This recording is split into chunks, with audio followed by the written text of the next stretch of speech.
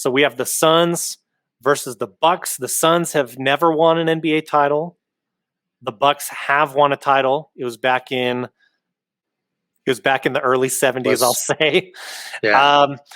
And I wanted to show you a few stats before I throw it to Yeah, you please. for predictions and Sure. commentary. When we look at the stats of these teams, the Suns are seventh in offense, 23rd in rebounds, third in assists. That makes a lot of sense. And seventh in defense. So very balanced team there. And I think rebounding with the rise of DeAndre Ayton, as we talked about last week, I think that's become less of a concern. When you look at the Bucks and their team stats, they are the best offense in the league. They are the second best rebounding team in the league, 14th in assists per games, and 22nd in defense. So you also need to factor in that the Suns play in the West and the majority of their games against Western Conference teams. I think that adds a little bit more weight to these numbers when you compare that with easier competition that the Bucks have faced in the East. So overall, stat-wise, even though that offense looks really impressive as well as that rebounding, I am a little bit more impressed by the Suns. And in particular, their defensive stats there. And they've been playing great team defense throughout the playoffs. When we look at their matchup during the regular season, they last played April 19th. And as a matter of fact, both times these teams played, the matchup, the game was really close, and the Suns won by just 1 point each time. So the Suns won both in-season matchups by 1 point. And I hope that is a sign for good things to come in this NBA Finals. Because if we get a lot of close games like that, it's going to be great action. Yeah. I know you alluded to the talk about the ratings being potentially low with smaller markets. Yeah, I agree that almost certainly will happen. But as a basketball fan, I could care less if we're getting good basketball. If that's ESPN's problem to get better ratings. Sure. In a sense, Yeah. I want to see the best basketball matchup possible. And, as everyone is, I'm just hoping Giannis is healthy. We mentioned earlier in the show that Shams reported that Giannis is listed as doubtful for game one. I believe Malika Andrews also had posted about that as well. So Giannis is doubtful for game one. Justin, how do you see this series playing out? Oh boy, it's really hard to predict because of all the injuries, right? Sure. Suns are healthier coming into it, it seems. I'll say if Giannis was 100% healthy, I would pick the Bucks, knowing that his injury woes is happening. And I mean, this is kind of a similar situation, and I want to get your thoughts on this, somewhat to Kevin Durant, right? In terms back when he was in Golden State, he had an injury. Do you rush him back? He suffers like even greater injury. What do you do? And so to me, I think I like Phoenix in this series just because Chris Paul's been hot and cold, and somewhat DeAndre Ayton too. DeAndre Ayton. I like the Suns in 7. I think it goes 7. I think Giannis plays somewhat. I think he's ineffective due to his energy. I mean, due to his injury. I think it goes 7. But I think if the Bucks had Giannis back 100%, it would be Bucks in 6. But got to go with the Suns. I mean, picking against them, it's all playoffs. So I mean, now I think I get on the bandwagon sometimes. I like the Suns in 7 games. How about yourself? Yeah, I'm with you. It's a really tough series to call because I like matchup wise, who do you list as your best player in this series? Let's start there. Mm-hmm. If it's healthy Giannis, I think you say Giannis is the best player in this series. I mean, he's the multiple-time MVP. That's true. He was able to take it to the Nets, and I know the Nets were depleted. I know some people are ripping on them for that. Either way, they got it done on the road. No, that's true. Impressive playoffs overall, I think. But it just feels like the Bucks' momentum was so killed by Giannis going down, and them, even though they won 2 straight, it just feels like there's maybe a cloud over the Bucks right now. Whereas the Suns had sort of their cloud early on, maybe against the Clippers, but that that was more like Chris Paul was out because of a COVID restriction. Yeah, it was. Not because of health things. And it seems like he was rusty coming back into it and maybe still affected by side effects of COVID. I don't know. But it seems like they're getting back into it. They just knocked off the Clippers, and they're all together. So momentum seems to be on the side of the Suns. Agreed. It's tough because, I will say my personal bias is towards the Suns. Like I would like to see the Suns win. I would like to see Chris Paul win a title. I think that's what a lot of people are saying. So I think the Suns are the emotional favorites. But I will say the Suns just impress me more right now. And their team defense seems to be more impressive. I don't know. I guess I'm going to go by gut and just by momentum here. And I'm going to pick the Suns in 6.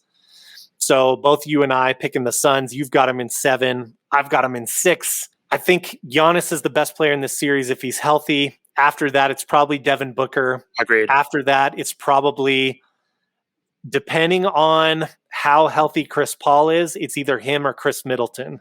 Yeah, I think. And I then put Middleton ahead of him barely. And then it's probably a toss-up between Ayton and which Drew Holiday shows up. I would say over the course of the career, Drew Holiday. But if Ayton is on fire, Ayton, and is taking it to Brook Lopez or whoever they throw at him, then Ayton could raise up above Drew Holiday. Drew Holiday being matched up potentially against Chris Paul or maybe against Devin Booker to try and limit him. That is going to be another fascinating matchup to watch, I think. The Suns don't have as many guys that I think can really lock down Giannis. Like if the Bucks are playing like an injury report game on us and Giannis comes in and he's been rested, he had some pain in that knee, but there's no structural damage like they reported. He just had to get rid of bruising and swelling and that kind of stuff. Then they might shock us all and they might just take it to the Suns if nobody can slow him down. So I think, again, ratings might not be great because of the markets, but I do think this can be a really great back and forth basketball series. Well, I think the ratings are important because I just want eyes to be seen on the younger players in the league, right?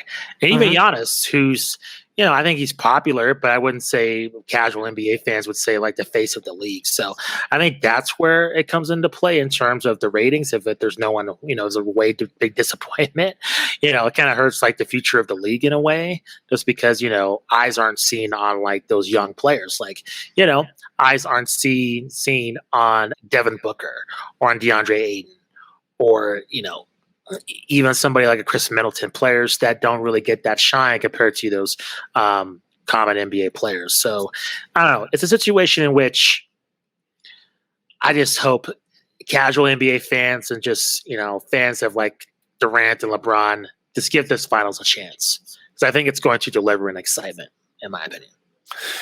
Yeah, I think you're right. And I think initially the league takes a hit because of this finals. Sure. But this is also how you build up stars.